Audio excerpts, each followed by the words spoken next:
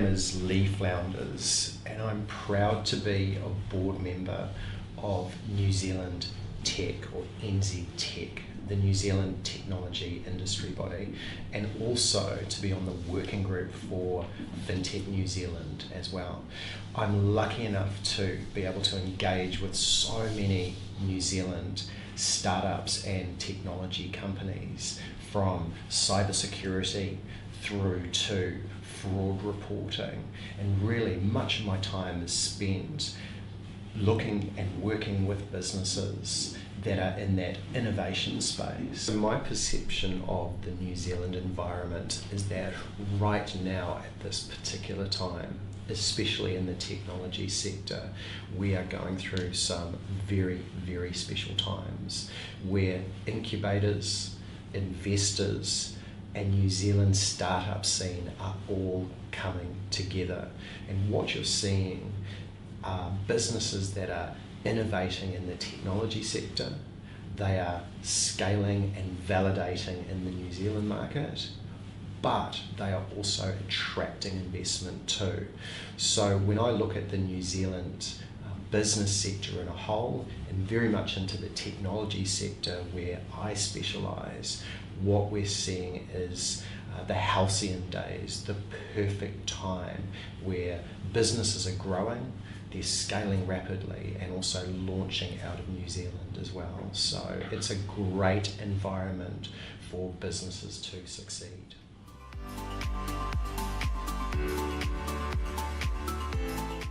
The ease of running a business in New Zealand is twofold. One is the commercial aspects, and two is the overall business environment. So firstly, if we look at the commercial aspects of running a business in New Zealand, the difficulties that a business would face are generally the size of New Zealand's population, and whether that be in a B2C environment, so the amount of consumers that you have access to, and secondly, the B2B environment, the amount of businesses that you have access to as well. That size is limited. So what happens is that does provide some difficulties around commercialising a business, platform, technology in the New Zealand space. But secondly, if you're looking at the industry space, so from a regulatory point of view, the ability to be able to, or ease to be able to set up a business, work with the tax system, work with the regulatory framework. Now I think for ease of business in New Zealand, that whole regulatory framework, the government framework, is set up to make it easy for a New Zealand business to firstly start, but also to grow. But as always, when you're dealing with a small country, there's that lack of size and scale. So I think for any business here in New Zealand, they have not reached their true potential until they've moved into other markets as well, because New Zealand is the perfect place to grow and incubate a business or a business model, but true success, if you are a truly innovative company, a truly successful company, you need to be launching into multiple markets. So one of the main reasons why I joined LatiPay was actually a discussion I had with the head of product at the time, a gentleman by the name of Daniel.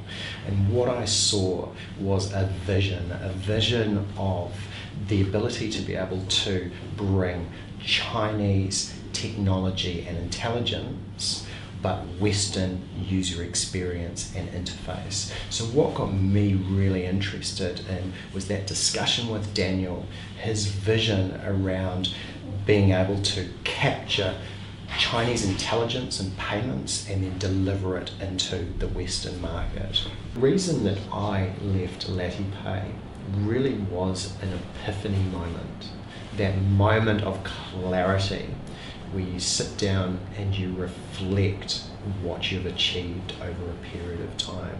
So for me, it was my review where I could sit down with the board and be recognised for low churn of staff, acquiring funding, rapid growth, and the ability to be able to build a business that was recognised New Zealand, the US, and also Australia, and driving that company overseas. So really recognizing the success of the business. And for me, I talk about an epiphany.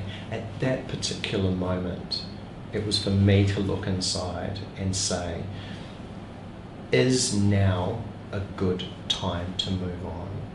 And really that's what it came down to. The amount of hours and time and blood and sweat that not just myself but all of the team put into LattyPay over a period of 18 months. At that point, to be able to reflect, can I do that for another 18 months as well?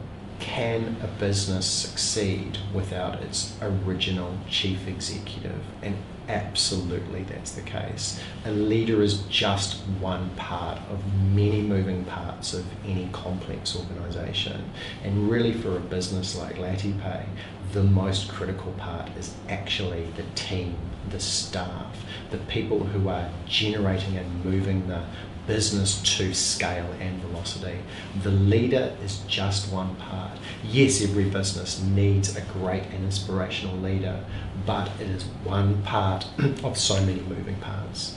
So my outlook for the payment industry in New Zealand is that change is happening right now, and it may not be visible to the wider market, but at a government and regulatory level, change is starting to happen, whether it be across open data or the move for banks and regulators to start really understanding how financial technology, specifically in payments, is altering the landscape.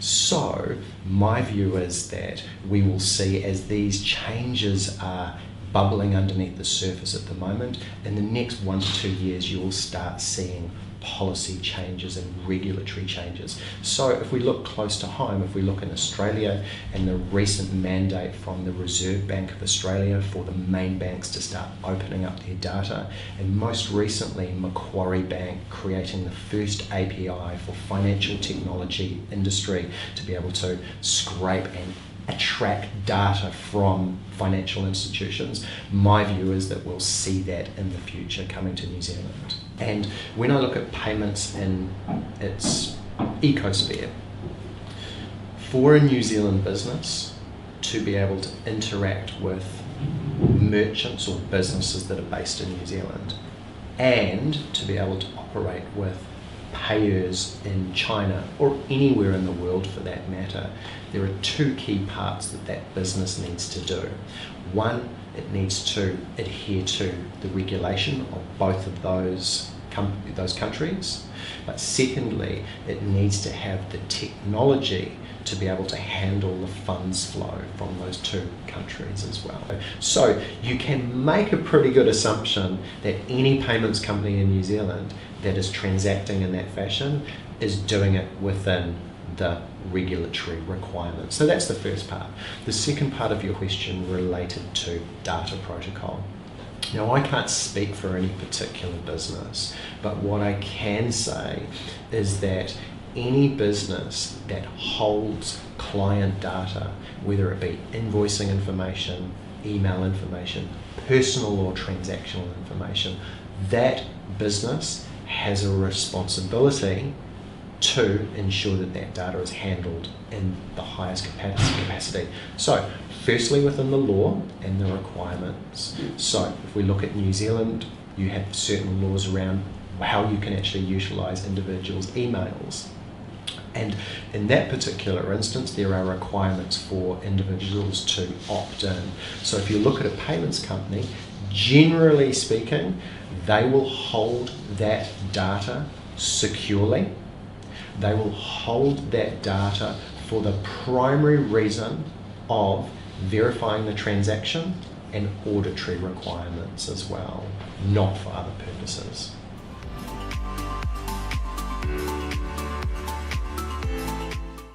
Well, my previous business was a business called Switch, and it was a business of 3.5 years that was highly focused on using smart data in the financial services industry, helping banks and brokers interact with their clients in a better manner.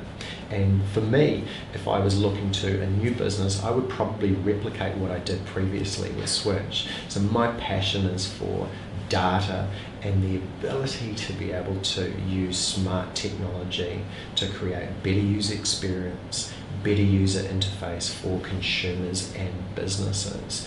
But I look across New Zealand and also the world at present with what's coming out, and I look at businesses that are starting to interact smarter with China, and also the innovation that's coming out of countries like India around biometrics and demonetization, and Alibaba and Tencent investing in Indian e-commerce at present. So I still, looking at the wider market, I still believe that the opportunities lie very much in China, interacting and facilitating for businesses to work with Chinese consumers and Chinese businesses, but also now that emergence of India. So I think any business that is working with those two countries is looking at technology, is looking at consumers and business in the right way, surely has got the benefit of being able to scale quickly.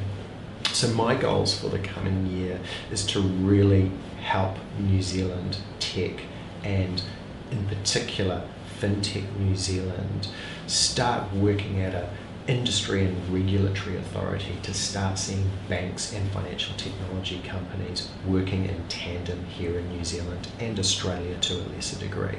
For me, my focus at the moment is looking into the UK, Dubai, looking at those European markets, looking at what's happening with the freeing up of data across Europe and also the UK. And for me, I see that the next tranche of innovation is actually going to be coming from that area, the Middle East, looking at the UK and the types of new banking models that are coming out, with banks like Starling coming out of the UK market. So I think that's where, for me, it's about focusing on those areas.